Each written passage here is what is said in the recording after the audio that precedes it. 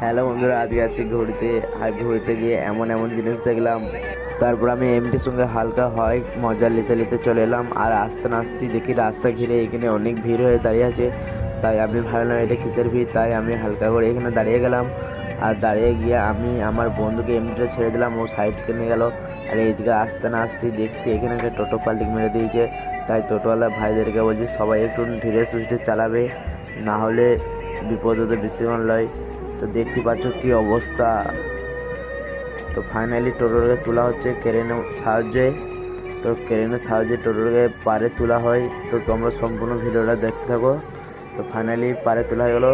তাই টোটোটাকে আমিও হালকা করে হাত দিয়ে নামাচ্ছিলাম, কারণ লোকের ক্ষতি করা ভালো নয়, কিন্তু লোকের সাহায্য করা অনেকই ভালো। আর তোমরা যারা যারা এখনও এগুলো বুঝতে পারছো না, তারা সবাই একটু বোঝার চেষ্টা করবে, ঠিক আছে? আর হাই রোড বুঝতেই পারছিলে কেমনি জাম আছে। তাই টোটোটা ফাইনালি তোলা হয়ে গেল। আর হতে না হতেই দেখতে পাচ্ছ ক্রেনটা এইগুলো সব গুটানি গুটানি করছে। আর ওইদিকে পিছনে একটা বাস দাঁড়িয়ে আছে। তো ফাইনালি ব্লগটা এখানে শেষ করছি।